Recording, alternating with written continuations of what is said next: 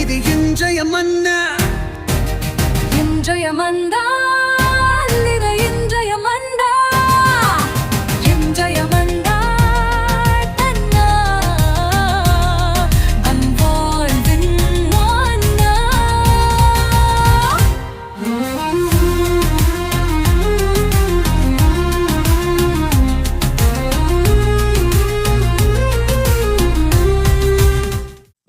இயேசுவுக்கு பிரியமான அன்பு இறை உறவுகளே, நண்பர்களே, உங்கள் ஒவ்வொருவரையுமே சிறப்பாக இந்த புதிய நாளில் சந்திப்பதில் மிகுந்த மகிழ்ச்சி.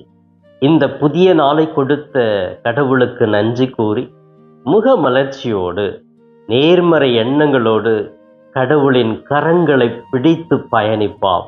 இந்த நாளிலே நாம் நல்ல காரியங்கள் செய்ய இன்று திங்கட்கிழமை நமது கடமைகளை நேற்றைய தினம் ஓய்வெடுத்து இன்று தொடங்குகிறோம்.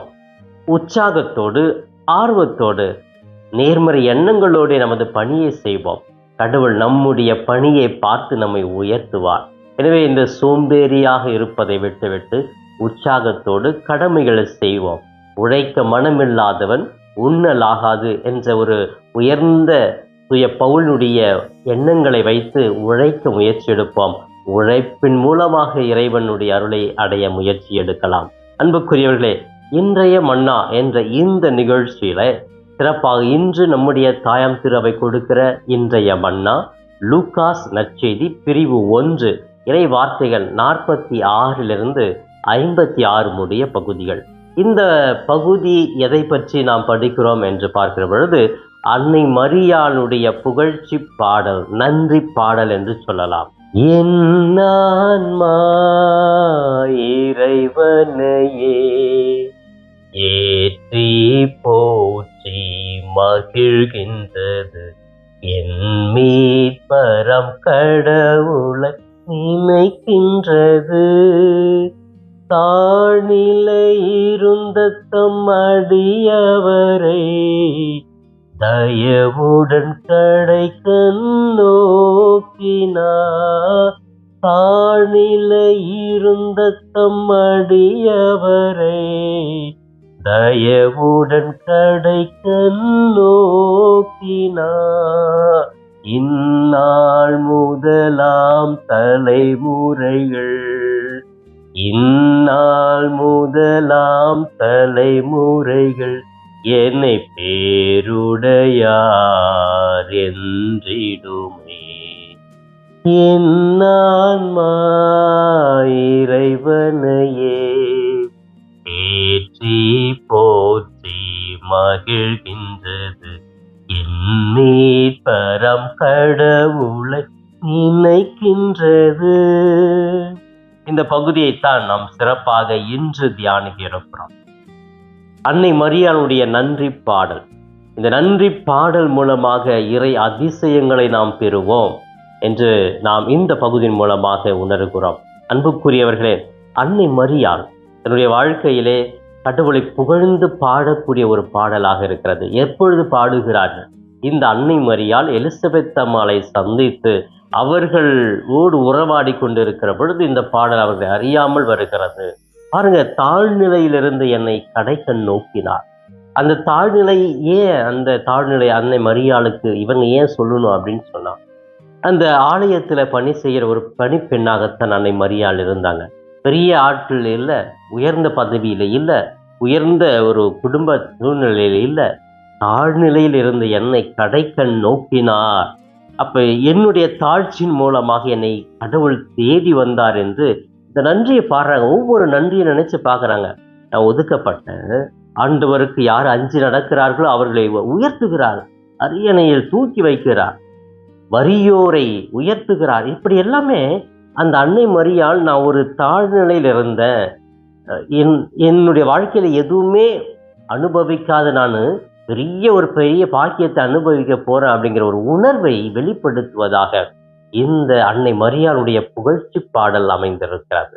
இந்த புகழ்ச்சி பாடல் எப்போ வரும்? உண்மையா கடவுள் என்னை உயர்த்தி விட்டார், கடவுளால் நான் இன்று வாழ்ந்து கொண்டிருக்கிறேன், கடவுளுடைய திட்டத்தினால் நான் இன்று இவ்வளவு காரியங்கள் செய்கிறேன் என்று யாரெல்லாம் நன்றி உணர்வோடு நம்பிக்கையோடு இருக்கிறார்களோ அவர்களால் தான் இப்படிப்பட்ட பாடல் பாட முடியும். ஏன்னா நிறைய உதவிகளை பெற்றுக்கிட்டு இன்னைக்கு புலம்புறதை தான் நம்ம பார்த்துருக்குறோம். நிறைய வாழ்க்கையில் அனுபவிச்சுட்டு, ஆனாலும் இன்னும் எனக்கு இது குறையா இருக்குது, என்ன கடவுளை இது கொடுக்க மாட்டியா, இந்த பொறுப்பை கொடுக்க மாட்டியா, இந்த பதவியை கொடுக்க மாட்டியா, இது மாதிரி ஒரு நல்ல ஒரு கார் எனக்கு கிடைக்காதா, பங்களா கிடைக்காதா, வீடு கிடைக்காதா, இது மாதிரி இன்னும் குறை சொல்லிக்கொண்டே இருக்கிற ஒரு மனநிலை இன்னைக்கு நம்மள இருக்குது. பிரியமானவர்களே, இது ஒரு புகழ்ச்சி எப்போ வரும், மன நிறைவு எப்போ வரும் அப்படின்னா, கொஞ்சம் கடவுள் கொடுத்தாலும் அதை நிறைவாக பார்ப்பது.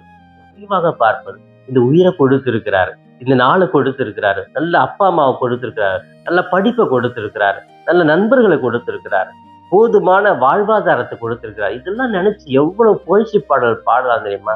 அன்னை மரியாள் பாடினது போல நம்ம ஒவ்வொரு நாளுமே ஒரு 10 பாட்டு பாடலாங்க. அந்த அளவுக்கு கடவுள் நமக்கு நன்மை செய்து கொண்டே இருக்கிறார். அந்த நன்றி புகழ்ச்சியோடு பாடுவது கடவுளுடைய உண்மையான உணர்வை நாம் புரிந்து கொள்வதற்கு சமமாக இருக்கிறது. கடவுளுடைய அந்த ஆற்றுப்படுத்துகிற உணர்வை நாம் புரிந்து கொள்ளக்கூடிய ஒரு வாய்ப்பாகவே இருக்கிறது. எனவே பாடுவது, நன்றி புகழ் பாடுவது, அந்த பாடலிலே கடவுள் செய்த செயல்களை நினைத்து வியப்பிலே நம்ம பாடுவதுதான் உயர்ந்த நன்றி உள்ள குணமாக இருக்கிறது. அன்புக்குரியவர்களே, இந்த பகுதியை நான் படித்து தியானித்ததிலே சிறப்பாக ஒரு மைய கருத்தாக அமைவது, நன்றி புகழ்ச்சி பாடல் கடவுளுக்கு ஒவ்வொரு நாளும் பாடுகிற பொழுது எனது வாழ்வில் நான் அதிசயங்களை இன்னும் அனுபவிக்கிறேன் என்ற ஒரு கருத்து கொடுக்கப்படுகிறது. இரண்டாவதாக, தாழ்ச்சியில் இருப்பவர்களை கடவுள் ஒருபொழுதும் தள்ளிவிட மாட்டார். இல்லை, நான் அப்படியே கெத்தா இருக்கணும், போல்டா இருக்கணும், எனக்கு 10 பேர் வேலை செய்யணும், நான் யாருக்கும் அடிமையா இருக்கக்கூடாது அப்படின்னு நம்ம நினைக்கிறோம் இல்லையா? அந்த மாதிரி நினைப்பு இருந்தால் கடவுள் நம்ம கண்டுக்கவே மாட்டார். நீ எவ்வளோ பெரிய ஆளாக இருந்தாலும் கண்டுக்க மாட்டார், கைவிட்டு விடுவார். ஆனால் ஒரு தாழ்ச்சியோட பணிவோட கடவுளே நீர்தான் எனக்கு எல்லாமே அப்படின்னு நம்ம சொல்றப்போ நிச்சயமா நம்ம உயர்த்துகிறார். இதுதான் அந்த தாழ்ச்சியோடு இருக்கிற மனிதனை ஆண்டவர் பார்த்து இவன் தான் நல்ல ஜெபிக்கிறான் அப்படின்னு சொல்லுவார்.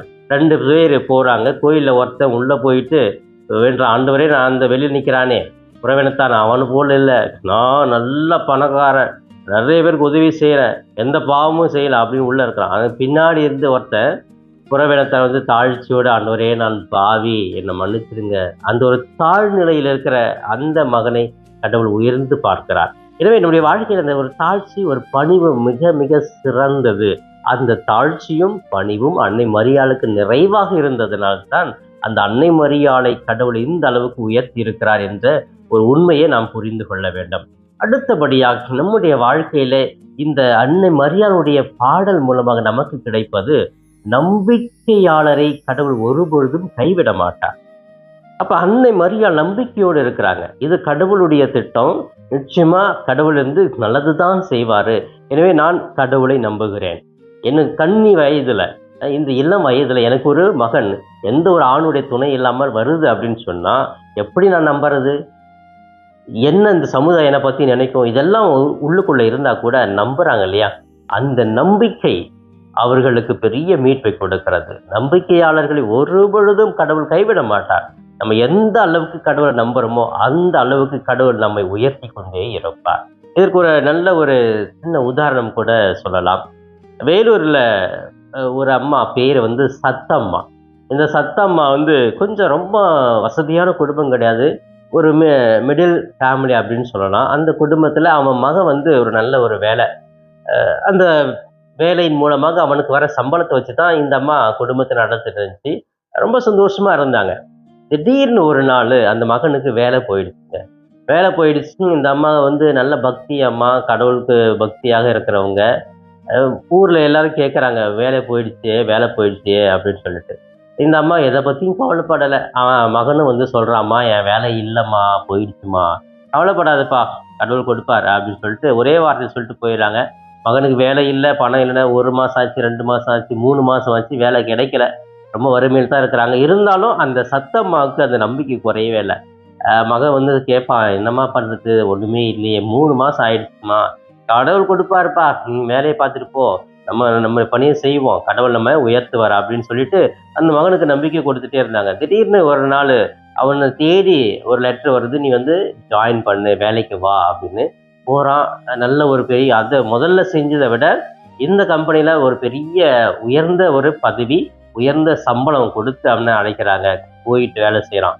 அப்போ இதுக்கு முன்னாடி இந்த சத்தம்மாட்ட கேட்பாங்க, என்னம்மா நீ இப்படி மகனுக்கு வேலை இல்லாமல் இருக்கிற, வறுமையில் இருக்கிற, அவ்வளோதான் உன் வாழ்க்கையை போச்சு அப்படின்னு சொன்னவங்க, திடீர்னு வந்து எப்படிம்மா உங்கள் மகனுக்கு வேலை கிடைச்சிச்சு? அதுதான் அவங்க சொன்னாங்க. நான் நம்பினேன். அந்த நம்பிக்கை, கடவுள் எப்போதுமே எனக்கு கொடுப்பாரு அப்படின்னு நான் நம்பிக்கையோட தான் ஜெபம் பண்ணிட்டு இருந்தேன். கடவுள் எனக்கு கொடுத்துட்டாரு. ஏன்னா கடவுள் நம்மளை நம்புறவங்களை கைவிட மாட்டாரு அப்படின்னு சொல்லிட்டு இந்த நம்பிக்கையை தான் என் மகனுக்கு கூட நான் சொன்னேன் அப்படின்னு சொல்லுவாங்க. பிரியமானவர்களே, இந்த சத்தம்மா எப்படி நம்பிக்கை வைத்திருந்தார்களோ அதை போன்று அன்னை மரியாளுடைய நம்பிக்கை இது பெரிய ஒரு உயர்ந்த ஒரு நம்பிக்கையாக இருக்கிறது.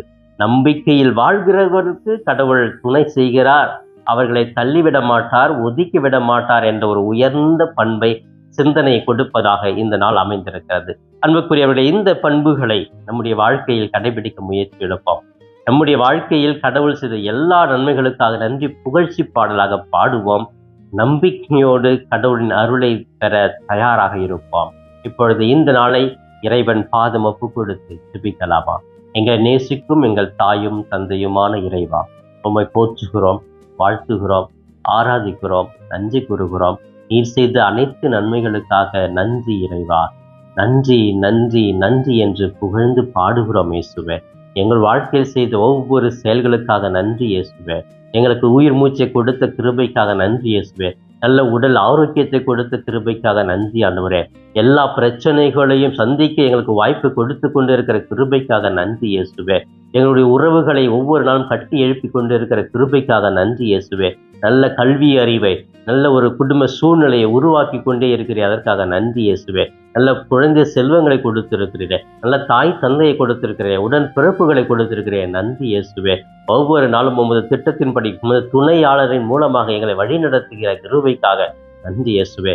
நன்றியோடு நாங்கள் நினைத்து பார்க்கிறோம். ஒவ்வொரு நாளும் எங்கள் வாழ்க்கையில் அதிசயங்கள், அற்புதங்களை செய்து கொண்டே இருக்கிறேன். அதற்கு நாங்கள் எப்படி நன்றி சொல்வது என்றே தெரியவில்லை. அந்த அளவிற்கு உமது நன்மைகளை நாங்கள் பெற்றுக்கொண்டே இருக்கிறோம். அனைத்திற்கும் நன்றி இயேசுவே. இதோ சிறப்பாக இந்த நாளை உமது பாதம் ஒப்பு கொடுத்து ஜெபிக்கிற உங்களுடைய பிள்ளைகளை நீ தாங்கிக் கொள்ளும், வழி நடத்தும். அவர்களுக்கு நல்ல அமைதி, சமாதானம், ஒற்றுமை கொடுத்திடணும். திருவருகை காலத்தினுடைய 4வது வாரத்திலே தங்களுடைய வாழ்க்கைக்கு முழுமையாக தயாரித்து கொண்டிருக்கிறார்கள். உங்களுடைய பிறப்பை அவர்கள் உள்ளத்திலே ஏற்றுக் கொள்வதற்காக தயாரித்து கொண்டிருக்கிறார்கள். நல்ல தயாரிப்பை இவர்கள் வாழ கிருபை செய்யும் ஆண்டவரே. இவர்களுக்கு இந்த கிறிஸ்து பிறப்பு விழா பெரிய மகிழ்ச்சியை கொடுப்பதாக அவர்கள் தங்களையே தயாரிக்க நல்ல பாவ அறிக்கை செய்து மனம் மாறி வாழ கிருபை செய்யும். எல்லாம் எங்கள் ஆண்டவரும் மீட்பருமான இயேசுவின் இணையற்ற நாமத்தில் ஜெபிக்கிறேன் என் ஜீவனுள்ள நல்ல பிதாவே, ஆமேன், ஆமேன். பிரியமானவர்களே, இந்த நாள் இனிய நாளாக, இறை அருளை நிறைவாக பெற்று மகிழும் நாளாக இருக்க நான் வாழ்த்துகிறேன்.